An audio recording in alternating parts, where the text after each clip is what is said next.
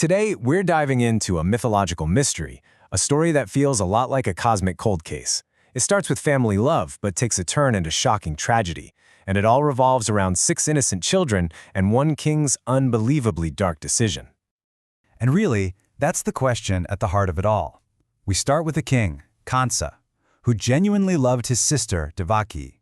But something happened, something that twisted that love into something totally unrecognizable and led him to do the unthinkable.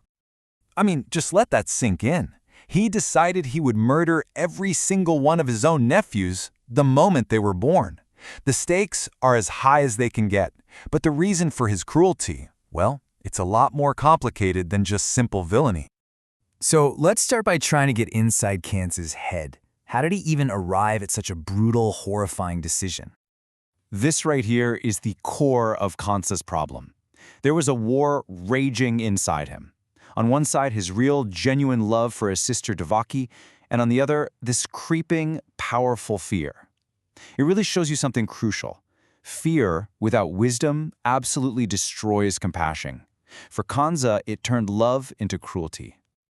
So you have to ask, what could possibly be so terrifying that it would make a king turn on his own family like that? To find the answer, we have to rewind a bit to the exact moment that this fear was born.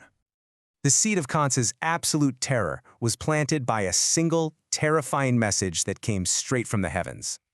Can you imagine hearing a divine voice from the sky, an Akashavani, delivering an inescapable prophecy? It wasn't just a heads up, it was basically a death sentence, telling him flat out that his sister's 8th child would be the one to kill him. Those words got stuck in his head and wouldn't let go. So you see the war inside him, right? The love he had for Devaki was real, but the fear for his own life, that primal instinct for self-preservation, was becoming all-consuming. The prophecy basically forced him to see the future children of the sister he loved as his potential assassins. But here's where the story gets another layer. Kansa's fear wasn't just left to chance. It turns out there are other forces at work, kind of guiding things from behind the scenes. And this is where the story goes from a personal tragedy to a cosmic one. The Devatas, the divine beings, were watching this whole thing unfold, and they had their own agenda. Now, here's where your perspective might flip. You'd think the gods would want Kansa to become good again, right? But nope, the Devatas saw it differently.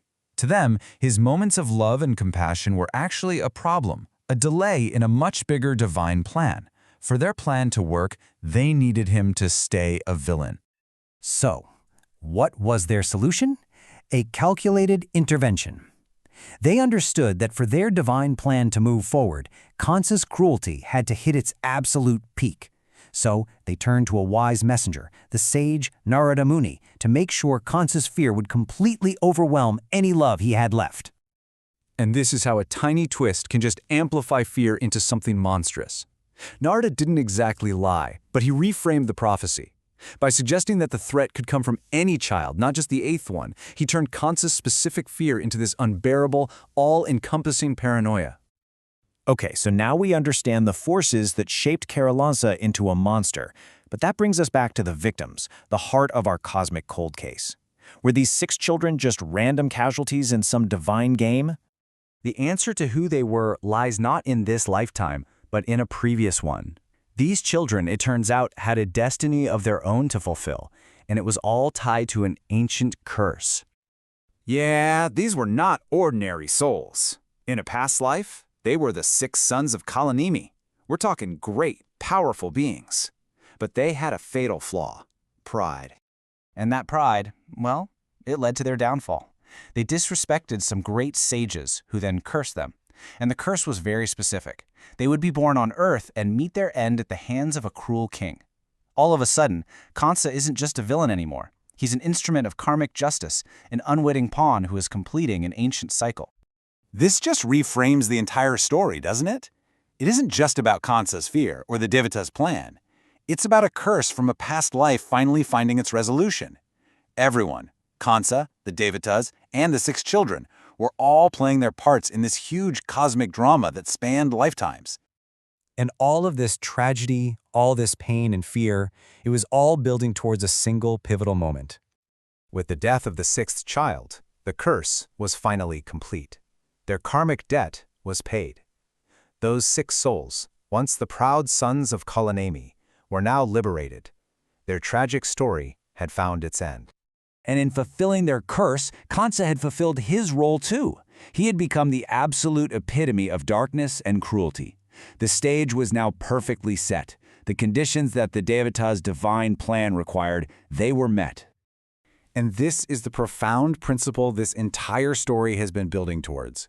It suggests that the deepest darkness isn't just an end in itself, but it's a necessary prelude to the brightest light. The absolute peak of evil created the perfect conditions for the arrival of absolute good. So, the 6 children are free. The villain has reached the height of his power. The divine plan is ready to go. It leaves us with one final tantalizing question. With all the pieces in place, what kind of light is powerful enough to finally break all this darkness?